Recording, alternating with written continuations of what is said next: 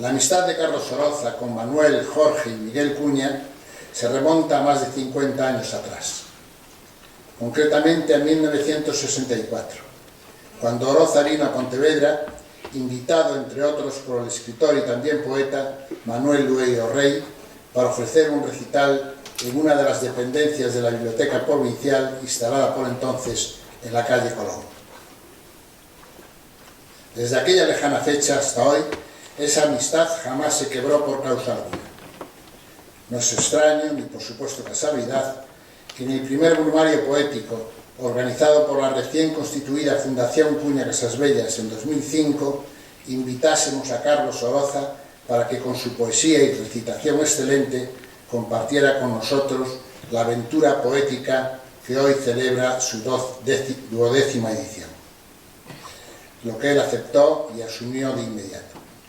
Aquel acto tuvo lugar el 30 de noviembre de 2005 en la Sala Paraninfo del Instituto Valle Inclán. Intervendremos a este lado del escenario en la recitación Isabel García Uría, Moselén Moljo y yo mismo, y en la música el grupo Tilitrate, integrado por Rubén Abad, guitarra, Marcos Padrón, acordeón, Elena Vázquez, violín y Laura Iturralde en videocomposición. Ellos ejecutarán varias piezas de su propio repertorio compositivo. A todos ellos, en nombre de la Fundación Cuña Casasbellas, les damos las más encarecidas gracias por su dedicación y entrega a estas tareas que nunca son fáciles y pocas veces reconocidas por el gran público que llena otros estadios y tinglados destinados a funciones mucho menos enriquecedoras que las de la poesía. Situéremos, vayamos hacia atrás. Era la primavera de 1964. Todos los medios de comunicación y grandes vallas publicitarias se hacían eco del formidable programa oficial de la dictadura dispuesto a celebrar lo que el régimen franquista llamaba 25 años de paz, presentados como una gloria más del nacionalcatolicismo y del caudillo generalísimo Francisco Franco, artífice supremo de la victoria alcanzada en 1939 sobre otros españoles tras 3 años de guerra civil y una interminable posguerra ahita de sangre y de sufrimiento. En Pontevedra, el 25 de marzo, 6 días antes de que empezase formalmente la gran campaña del régimen, un poeta de grave y sobria apariencia, de duro fulgor en la mirada y semblante pétreo, alzó su voz vibrante ante el reducido auditorio que le esperaba atento en la sala principal de la Casa de Cultura y Biblioteca Pública.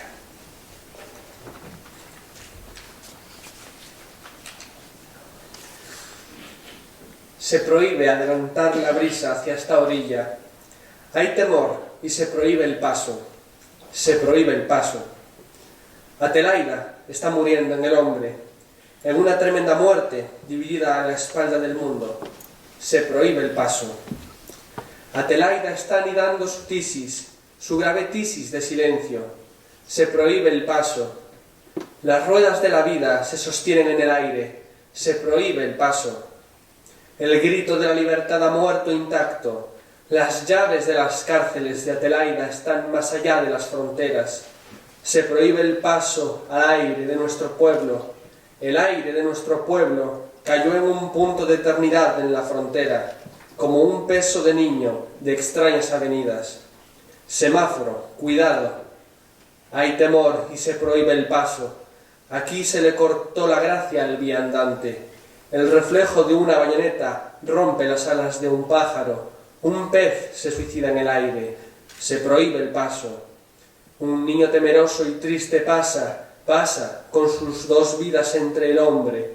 Es el rostro de un pueblo que se limpia con el gesto del tiempo. Se prohíbe el paso. En este trozo de mundo se sientan los santos y los obispos, los místicos y los asesinos. Todo el gran grito de la contrición. La reserva moral de 30 y tantos años. Los inquisidores y los tiranos de entonces y los verdugos actuales. Semáforo, cuidado. No saltes, hermano, de esta orilla a la otra orilla. El cielo, está al habla con la policía. El cielo baja a los tejados para ametrallarte. No dejes con tu limpia sangre, con tu inmensa sangre roja, limpien sus pálidos crepúsculos. Espera, hermano, espera. El cielo está al habla con la policía. El cielo baja a los tejados para ametrallarte.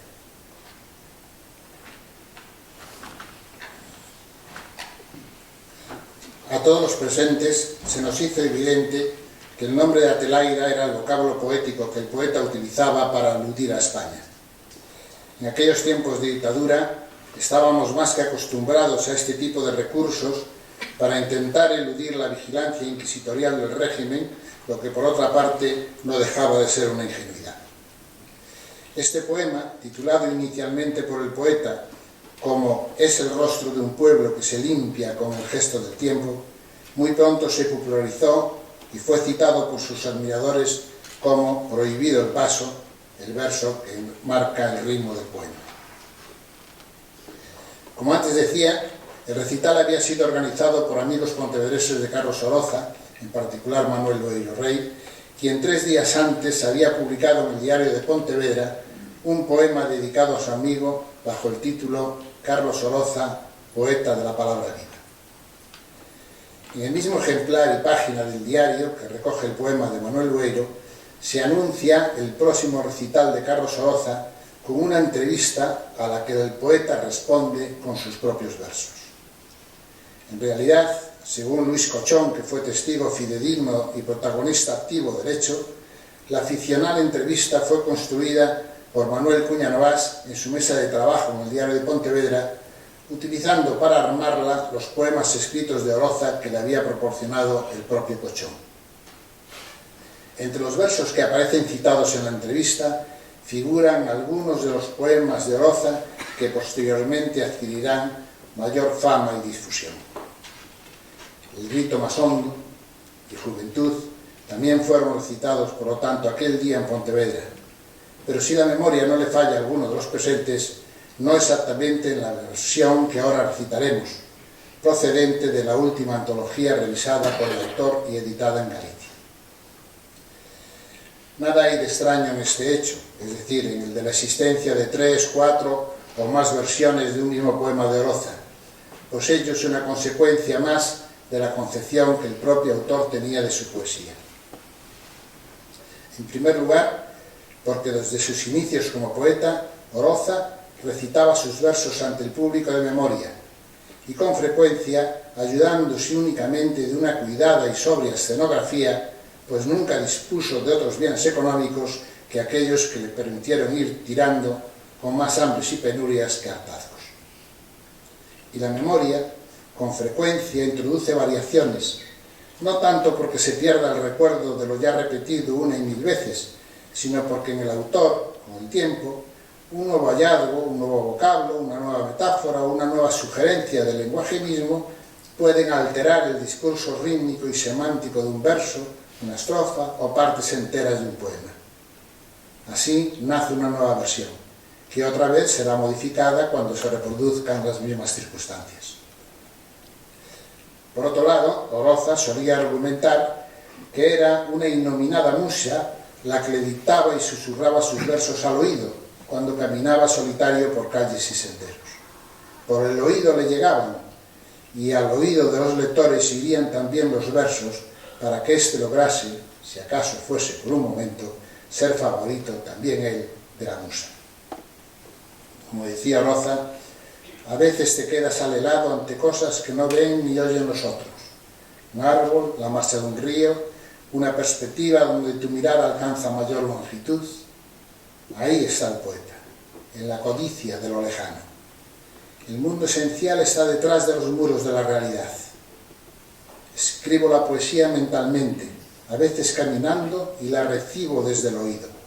No concibo la poesía como un hecho literario, sino como un procedimiento del canto. La poesía hay que recibirla, esperarla como un acontecimiento.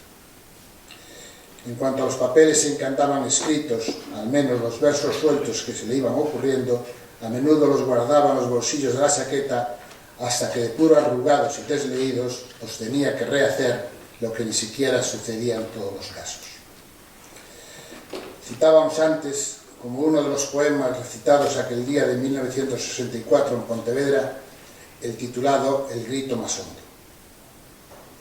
Se trata de un intenso poema que logrará llegar, al menos a algunas de sus estrofas más entrañadas, hasta 1001 rincones de la España del momento.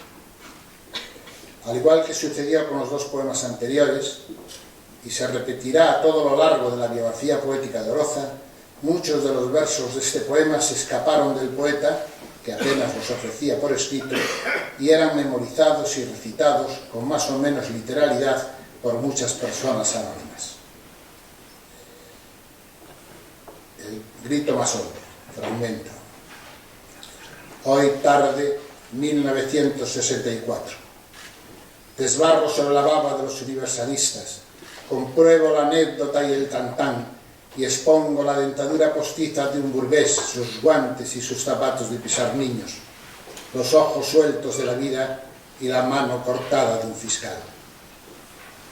¿Tiene usted algo que alegar? Repito, ¿tiene usted algo que alegar? Sí, la sociedad. La sociedad era feliz y tenía un fiscal para lucirse.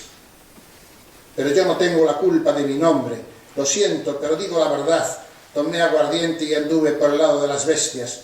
Me llamo porque un día estuve en el mapa de los precios clandestinos. Era niño y me marcaron a fuego y a trallazos. Pero la sociedad era feliz y tenía un fiscal para acusarme. El miedo andaba solitario por las calles. Miguel tenía miedo y su novia andaba con el miedo solitario por las calles. Era una brisa de papel mojado aquel ambiente. El hombre patinaba en el terror y Europa andaba de turismo por España.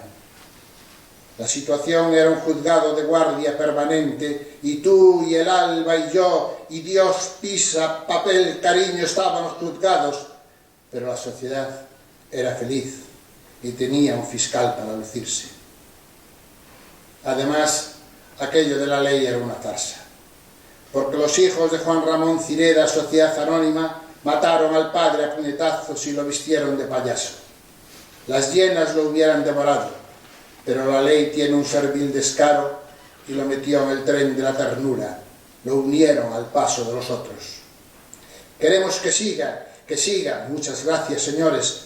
Sentí un inmenso goce por la espalda. Era la mano de la novia de un suicida y proseguí.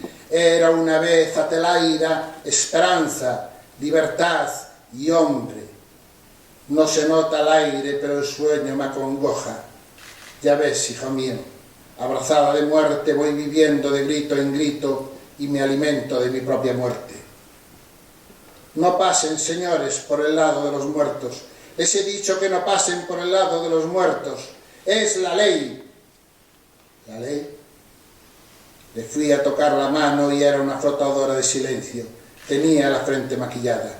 Hay que volverse loco para ignorar que estamos recluidos, ponerse del revés y andar por el lado de los muertos.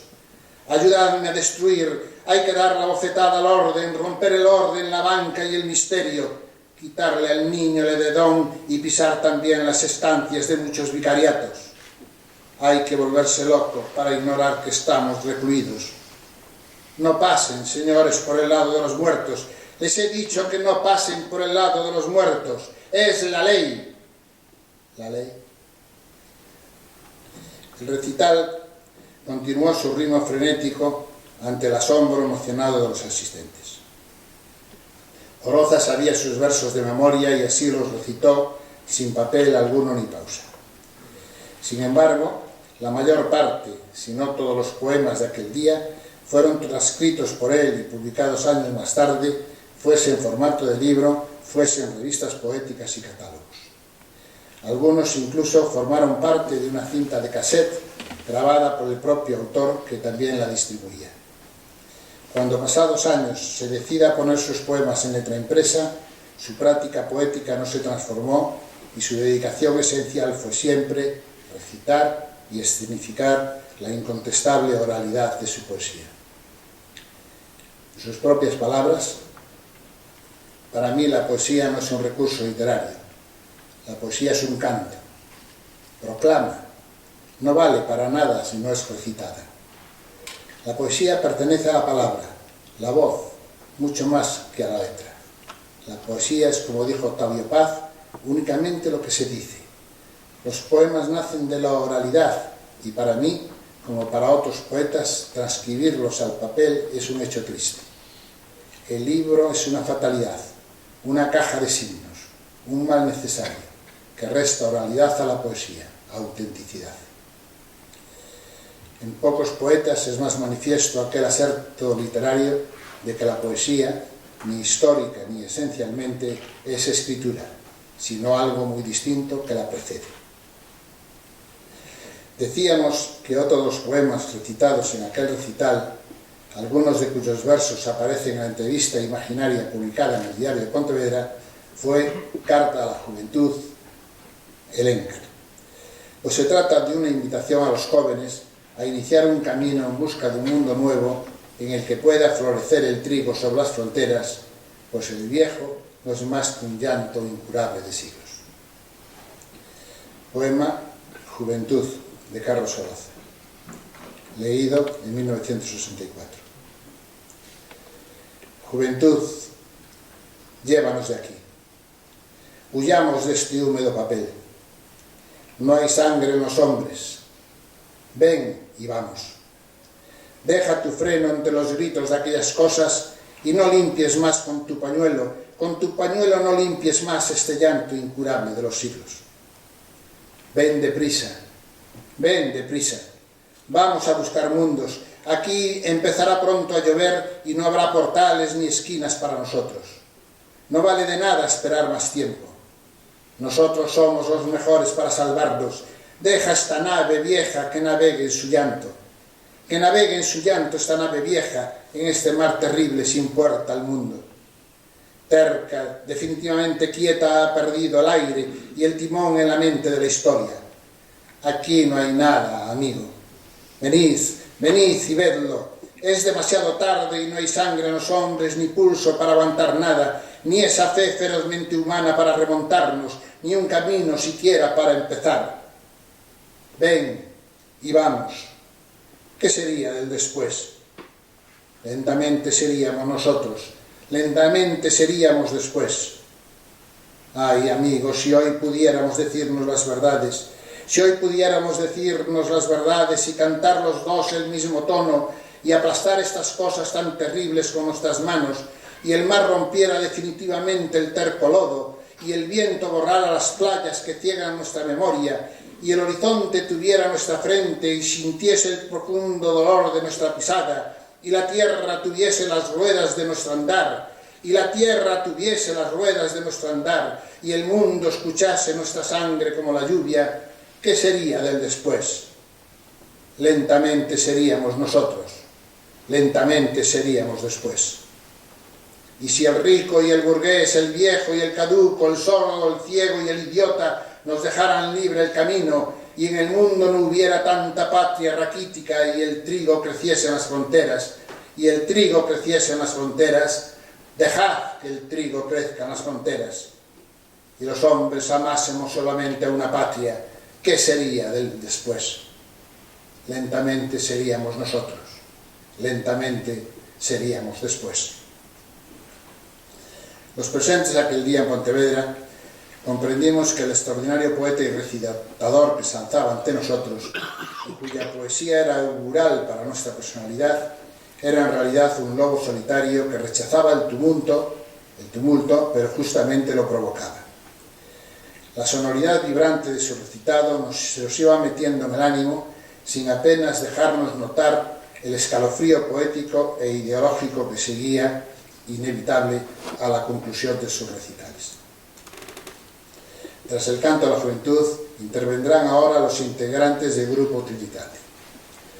Por tercer año les invitamos a participar en este brumario poético, tras la admiración que despertó en nosotros su proyecto musical y de composición colectiva con ocasión del 8º brumario poético en 2012.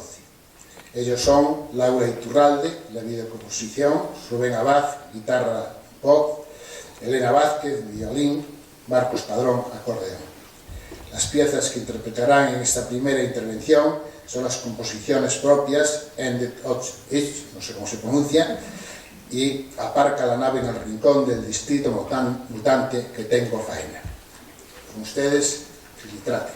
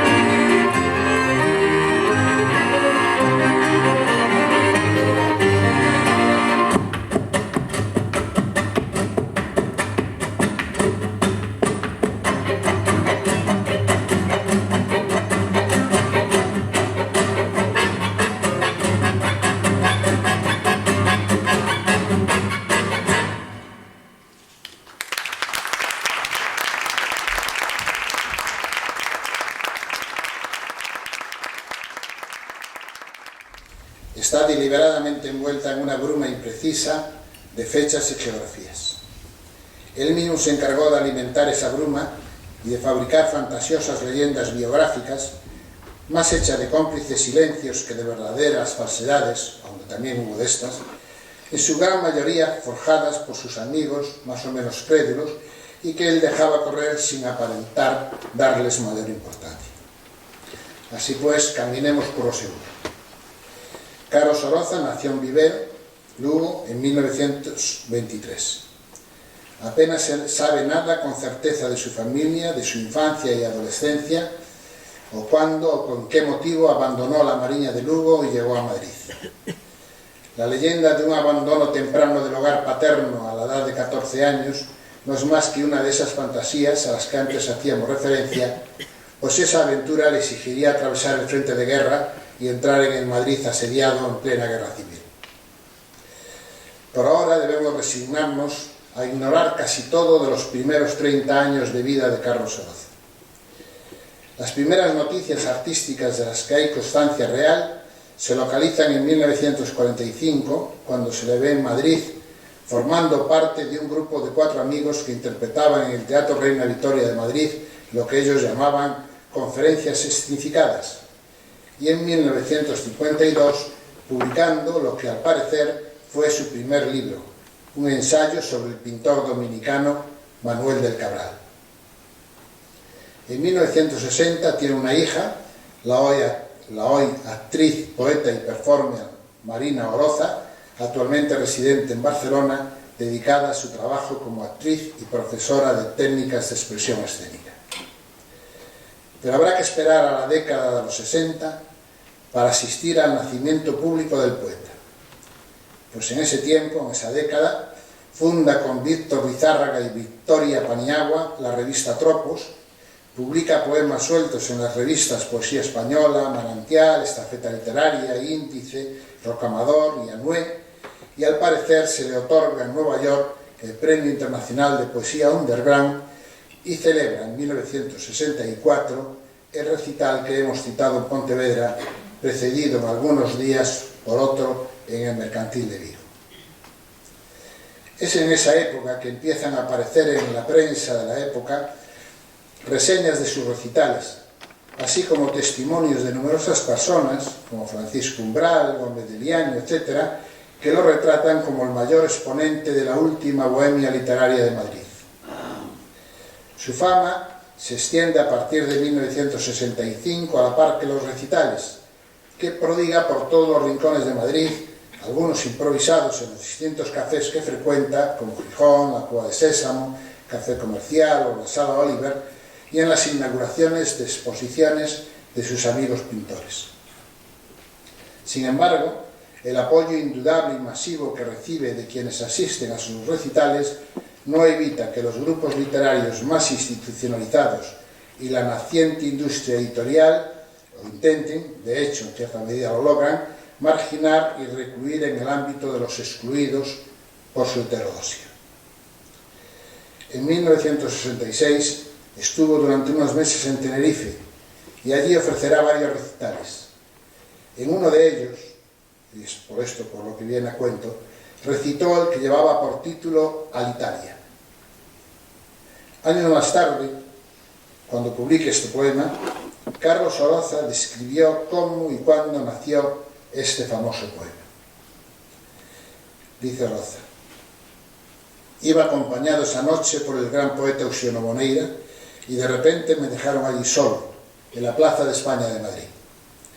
Me quedé construyendo un poema al letrero luminoso de la agencia aérea italiana, Alitalia, que presidía el lugar más alto de la Torre España de Madrid. Era tan hermoso aquel instante que estaba viviendo el viaje sin realizarse, que es el verdadero viaje que se hace. La luz en aquella época tan sórdida y miserable era una especie de esperanza. Y pasaba un niño por allí y yo empecé diciendo así: un niño dobla su limpia silueta y el aire comienza a cubrirse de expediente.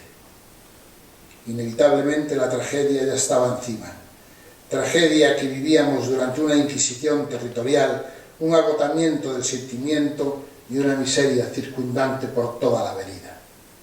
Entonces, de ahí surgió el poema Alitalia, como un canto de esperanza para huir de una situación insoportable. Leemos Hélène, Alitalia.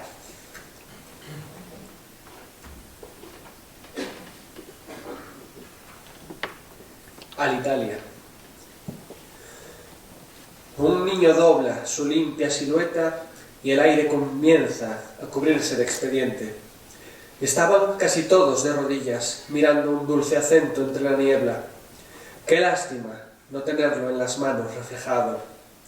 Parece como si Londres suspirase en Bellas Artes, o el mar viniese a besar esta provincia enajenada, donde el aire comienza a repetir su historia delante del terror cada mañana. Estaban casi todos de rodillas. Querían volar por encima de fronteras.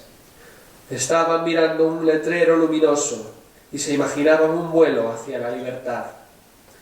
Era un hombre que proyectaba en la terca oscuridad un gesto de ternura y el hombre intentaba acariciarlo. El hombre grita: «Ala l'Italia», y el niño busca un campo de ternura. Adelaida está soñando y toda su miseria está mirándome a los ojos. Tenía la noche muchos años y estaba prohibida la palabra libertad, prohibido amanecer, a no ser que fuera por la espalda. Pero yo estuve muchas horas debajo de un letrero luminoso. Era una sonrisa sujeta en la tristeza, un nombre pegado en la terquedad del sueño, un suelo pegado en la terquedad del nombre: Alitalia. Alitalia era un nombre luminoso y blanco, un gesto que provenía de un campo de ternura, una sonrisa que gobernaba el paso de mi hermano, pero la tarde estaba fervorosamente inclinada en llanto. Tenía el pulso abierto esperando la noticia, y Alitalia proyectaba sobre el aire una sonrisa luminosa y blanca, y en el aire estaba un proyecto de muerte. Mientras tanto, un niño moría de un suspiro en la calzada.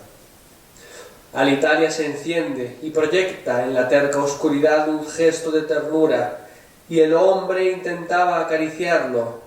Adelaida está soñando debajo de un letrero luminoso, y toda su miseria está mirándome a los ojos. El hombre grita Alitalia, y el niño busca un campo de ternura.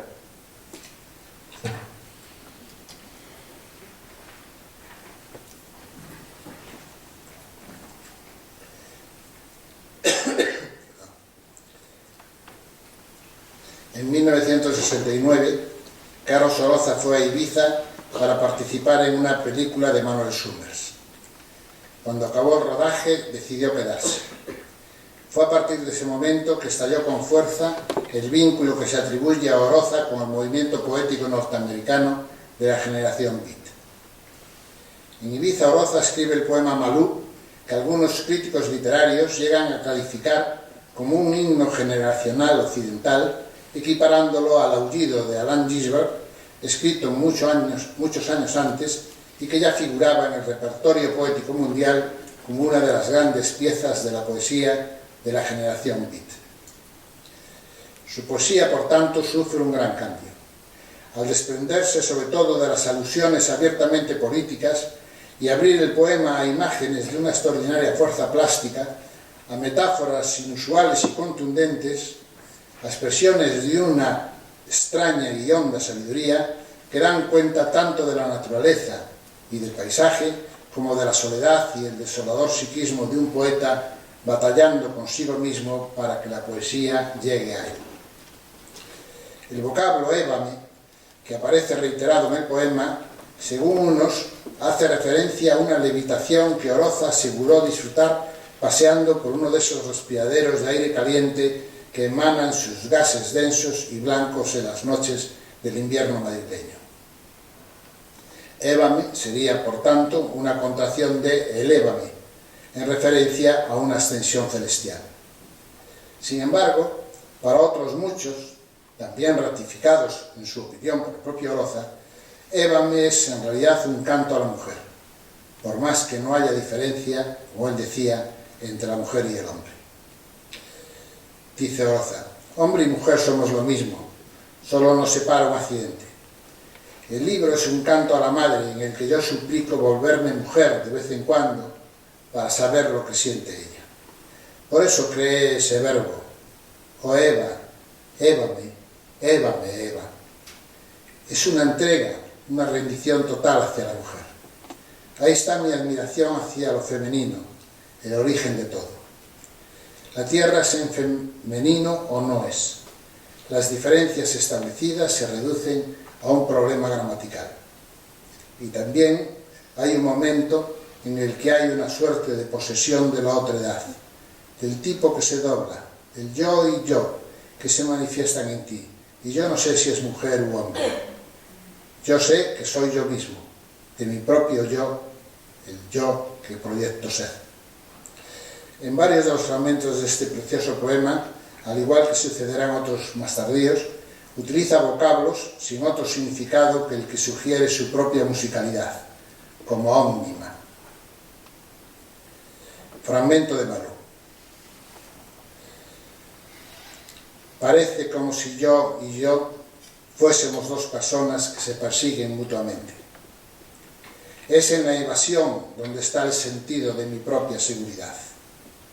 Oh, Eva, évame Malú, évame Malú. Hoy en fragosto, julio, triste, prohibido, inasequible solo. Oh, Eva, évame, Eva, évame si me transito.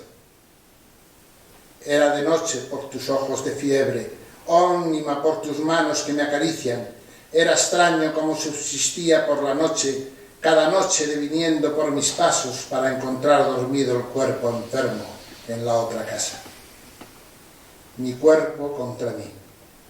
Tu boca caliente y sufocada, conflúyete, abrázate, no rompas el silencio, no toques la pared. Me conforto en tu aliento, miro por tus ojos, empujo por tus ojos y me encuentro con las últimas cenizas. Me dejo en libertad omnia a mis pasos y corro por la playa hacia la casa abandonada. Ómnima, ómnima, ómnima, mientras subsisto extraño por la noche deviniendo por mis pasos para encontrar dormido el cuerpo enfermo en la otra casa. Oh Eva, évame, Eva, évame si me transito.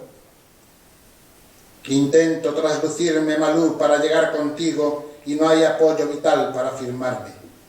Y es como llegar a mí, Malú, contigo, madre, por una sola vez, si me transcurres mientras subo o me adelantas la luz para llegar arriba.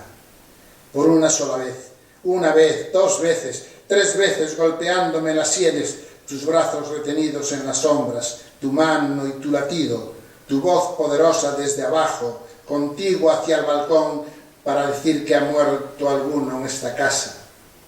Pudo haber muerto alguno en esta casa. Y es como llegar a mí, Malú, contigo, inmersa, golpeando fuertemente desde abajo, golpeando la escalera, metiendo tus manos, tus codos, tus brazos por los huecos, golpeando en la pared, tremándome en la vértebra, demorando mis pasos por las sombras. Una vez me escupiste cenizas en los ojos y yo te dije, sigue, sigue, sigue, sigue. Te me adelantas, tengo miedo, estás golpeando el mundo, pero tú me das, Malú, Malú, Malú para llegar arriba, Malú para llegar contigo, o Eva, évame, Eva, évame, si me transito. Alentado por su amigo y compañero de andanzas madrileñas, Uxío Moneira, en 1974 publica su primer libro, El Éncar. Lo publica en la editorial vanguardista 3-14-17, con la transcripción de algunos de los poemas que venía recitando en público. En este libro aparecen por primera vez los textos de Alicia, Malú y el propio Éncar. Lee Isabel García Uría, Alicia.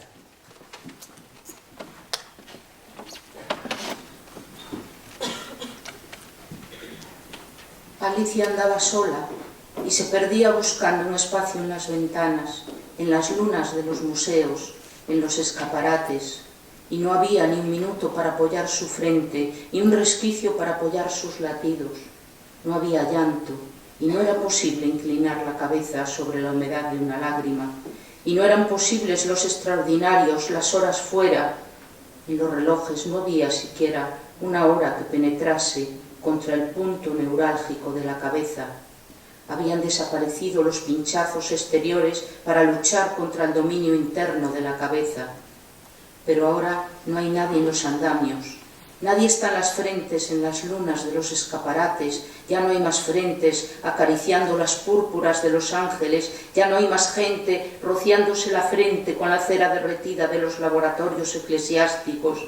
Ya no hay más nadie, nadie mirando a los altares, aproximando la frente a los monumentos. Nadie está suspendido en esta ciudad. Nadie está de pie buscando el frío de los escaparates, buscando el frío, el viento de las alturas del cráneo.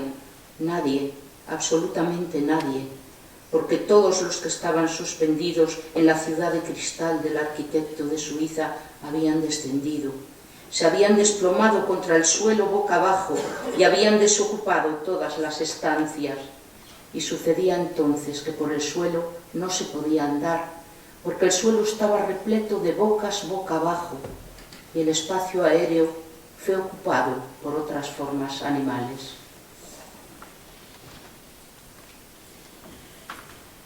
Y ahora, la segunda intervención del grupo Tilitrate, Frutal, Liet y Nero.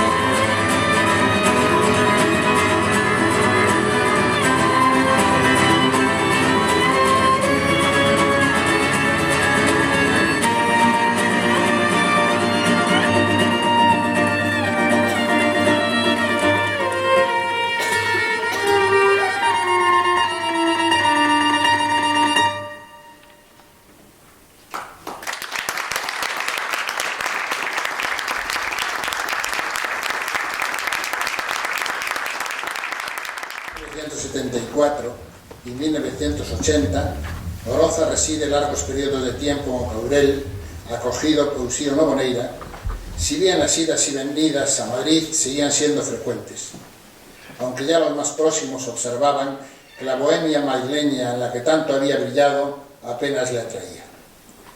De hecho, en 1975, al año siguiente de la publicación de su primer libro, El Éncar, realiza junto al grupo musical Eclipse el primer rap de la música española y recibe el premio Vic de poesía y poco después el premio internacional de poesía underground y la mención especial de la joven crítica. En esa época, ya fallecido el dictador Franco, pero la dictadura aún dando los últimos coletazos, Carlos Oroza acude a Pontevedra para ofrecer un nuevo recital en el hoy desaparecido Teatro Malvar. En ese momento era un poeta bien conocido en los ambientes literarios de todo el país, tanto su poesía como su actitud vital y rebeldía libertaria, como su posicionamiento airado frente al régimen franquista. Sus recitales eran aplaudidos por cada vez mayor número de personas que llenaban los locales en que se anunciaban. Aquel recital fue uno de los momentos más comprometidos que hubo de vivir Oroza. Más allá de versiones más o menos confusas, lo cierto es que aquella tarde, mientras Oroza recitaba uno de sus poemas, un falangista lo interrumpió a los gritos de «Viva Franco» y «Arriba España». En medio del barullo que siguió a aquella evidente amenaza, pues todos así lo percibieron como tal, unos amigos lograron sacar a Oroza del teatro y esconderlo de las iras del falangismo local. En la década de los 80, Oroza traslada su residencia habitual a la provincia de Pontevedra. Primero, en la capital, donde conservaba muchos amigos que le ayudaban de mil modos, después en la península del Morrazo y por último a Vigo, donde permanecerá hasta su muerte. Con esta decisión, se alejará por completo de la jarana bohemia madrileña, de las aventuras extravagantes, escandalosas solo en apariencia, así como de los círculos literario-artísticos más encumbrados e institucionalizados a los que había fustigado con acritud desde el primer momento. Según sus propias palabras, marché de Madrid cuando empecé a sentir la decadencia de la ciudad, a ahogarme y resentirme espiritualmente. Estos hechos produjeron un nuevo gran cambio en su poesía. Con el mar y el bosque de Galicia, las calles de Pontevedra y Vigo, las soledades paseantes del Morrazo, la poesía de Oroza fue ganando hondura y fuerza tanto más intensamente cuanto más se diluían los ecos del malditismo y el aspaviento epatante de la época bohemia. A lo largo de sus últimos 65 años de vida, entre 1980 y 2016, ofrecerá multitud de recitales en muy distintos lugares, no solo en Galicia, también en Madrid, Barcelona y otras muchas ciudades que lo invitan y acogen. Vivirá, como siempre hizo, frugalmente, sin quejarse jamás de sus penurias, ni por supuesto mendigar ninguna merced, ni subvención, ni apoyo alguno al Estado o a las instancias oficiales a las que no apreciaba en absoluto. Como él decía, hay que ser indigente, permanecer en el deseo sin consumarlo nunca. En 1980 publica en Ediciones do Castro, en Sada, Cabalún, que será uno de los libros que le otorgará más fama y admiradores. Entre otras razones, porque la edición es más asequible económicamente que al lector que el Éncar, prácticamente imposible de conseguir desde el primer momento. En Cabalún hay palabras inventadas, como balamba, onilios, lutus, cabalum. Dice Oroza: este libro lo hice en el Caurel. Hay mucho de ese en él. Cabalún es un viaje interior. Hay palabras inventadas, efectivamente, que se corresponden con los territorios que estaban sin nombrar hasta entonces y que el propio poema va descubriendo y bautizando, esos lugares que el propio poema va definiendo. El poeta va de la mano de la invención a la que lo lleva el poema. Fatalmente el poeta va a dar siempre con la realidad. En el descenso va a encontrarse con lo inevitable, la realidad, las calles de abajo.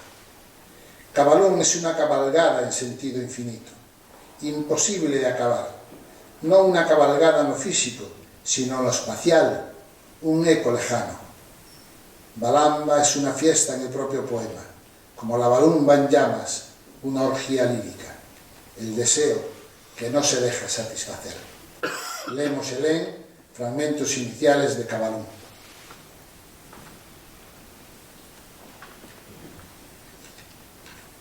Cabalún.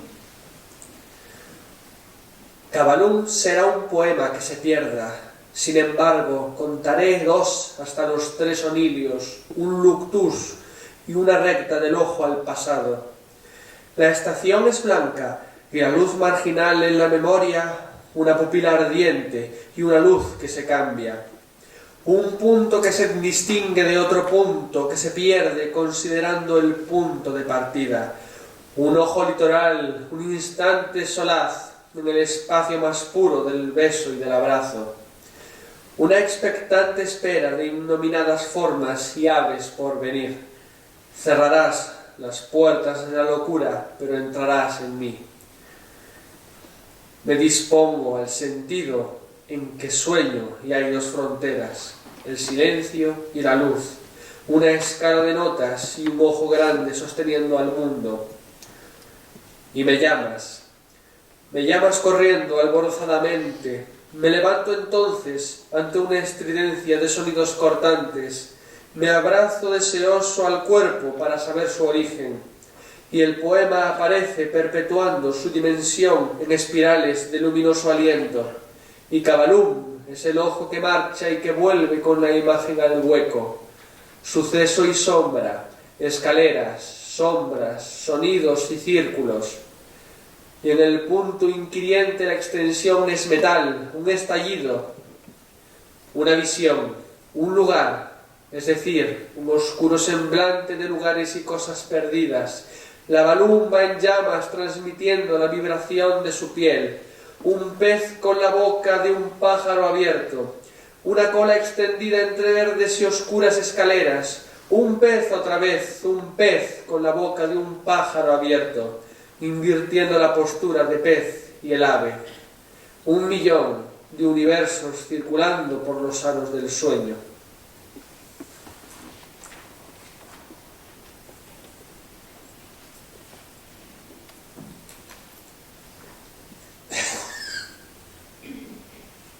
En 1996 publica en Pontevedra En el norte hay un mar más alto que el cielo, en el que se incluyen, además de una nueva versión de Malú, Alicia, Lenca y Cabalún, y otros poemas como América o Una porción de tierra gris del norte. Lee Isabel García Uría, América.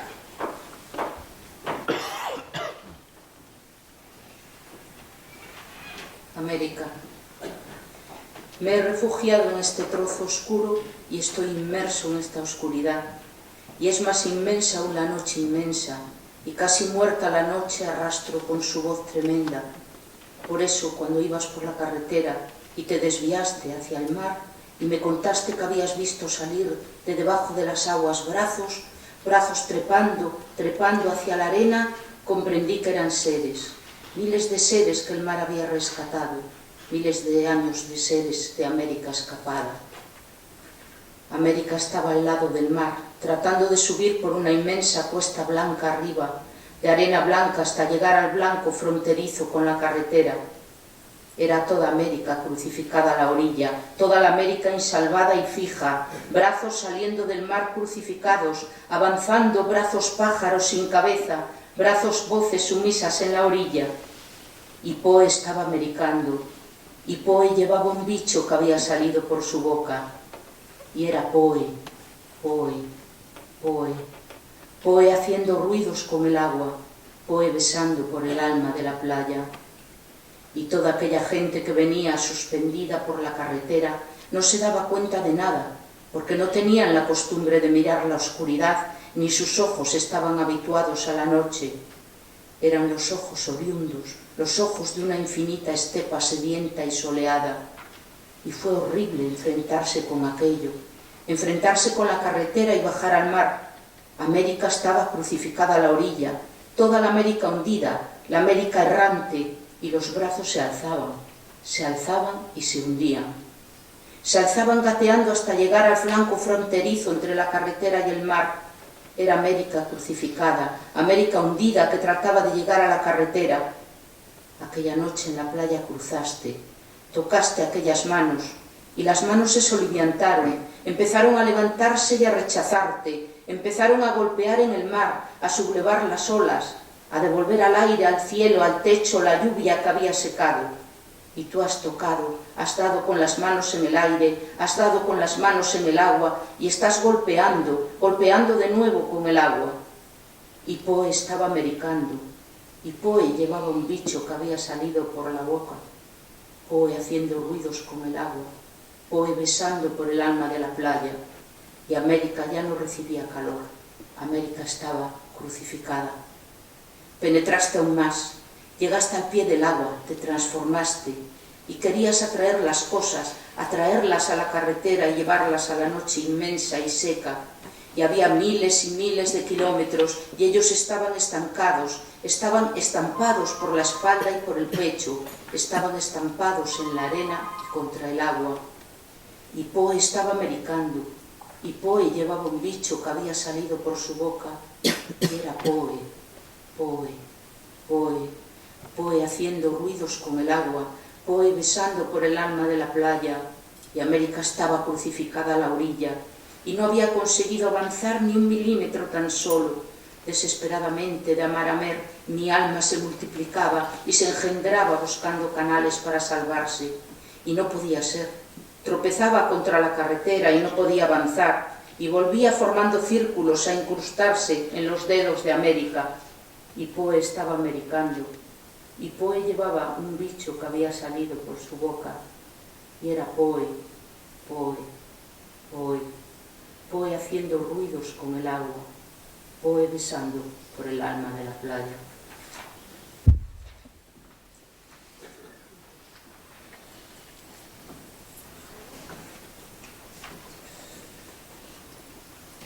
En el año 2000, posteriormente revisada y ampliada en el 2005, publica en Pontevedra el libro En el norte hay un mar que es más alto que el cielo. En esta edición se incluyen varios poemarios ya editados con anterioridad y otros textos más o menos recientes. Entre estos últimos se encuentra el poema Una porción de tierra gris del norte, que había sido el título de una edición realizada con anterioridad en Valladolid por la Fundación Gabaldón. De este poema, cuyo lenguaje adquiere un tono melancólico y evocador, dirá Oroza: está escrito fijándome en las últimas orillas, en las playas, en el mar, en lo Atlántico. Es la codicia de lo lejano. Yo tengo esa codicia de lo lejano, la luz. No solo la luz del sol, sino también la luz del pensamiento, del fósforo, del rayo en el bosque, la luz de la imaginación. En este poema, el poeta es la montaña del sol, la luz y el lenguaje, que transgredidos e invocados por la poesía, oxigenan la vida. Leeremos a dúo, en la medida que yo pueda, fragmentos de una porción de tierra gris del norte, Moselén y yo mismo.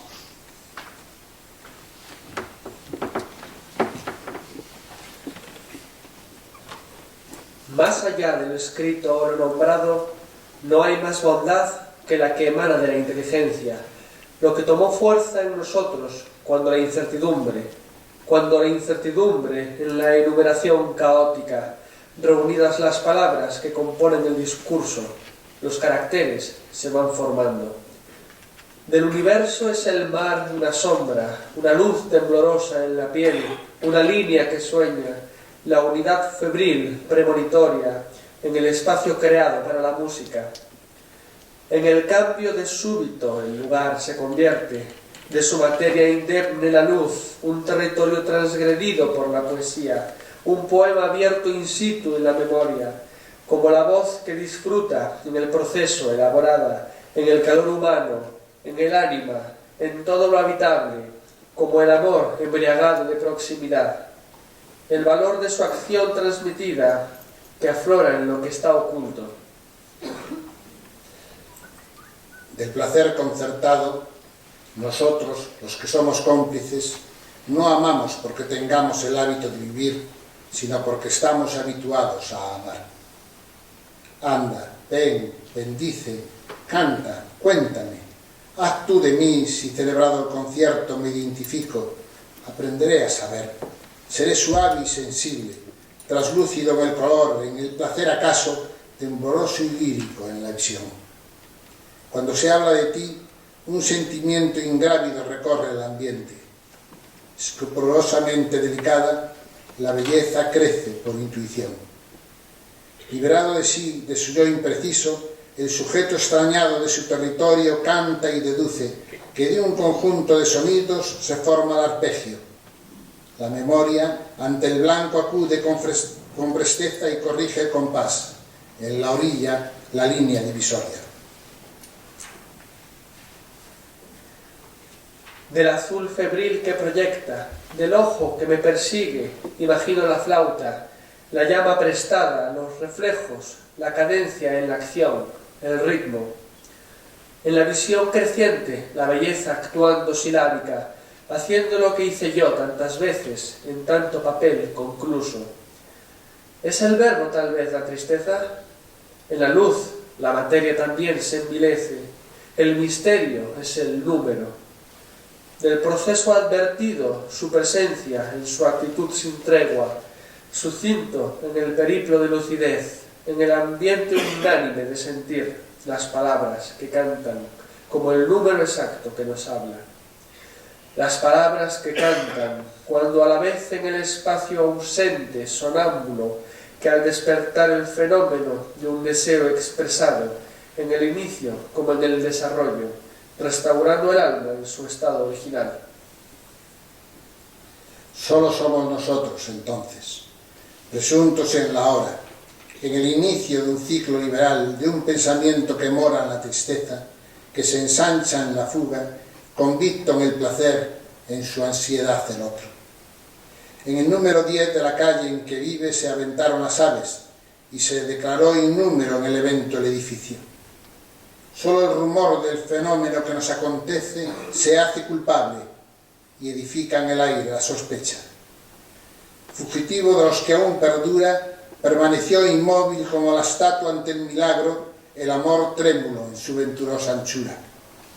El sentimiento prolongado en vano en el eco, ora en esa hora, en el instante mismo en que se sucede, simulando en su expresión el deseo, en esa hora íntima de estar, de ser el índice de nuestros sueños, sin saberse allí contemplado. Persuadido de su fuerza, en el espacio augural de un tiempo, detenido en su estancia, su energía, la lucidez que se pierde en la consideración de un valor sin destino, ¿cuándo de mí se trata? ¿A dónde puedo ir? Si despierto en la duda me pregunto, ¿hacia dónde? ¿Dónde puedo encontrar al hombre que hoy ha olvidado mis palabras? Coronado en la cumbre, en su función capaz, el sentimiento se trasluce originario de una infinita sed de ser en sí mismo, de su hallazgo el temblor, su vaporoso aliento, la humedad transitada. Con estos versos termina el homenaje que rendimos esta noche a Carlos Orza. Como broche extraordinario por fin, la tercera intervención musical del grupo Tilitrate, Amelia en primer lugar y Carracuca en segundo.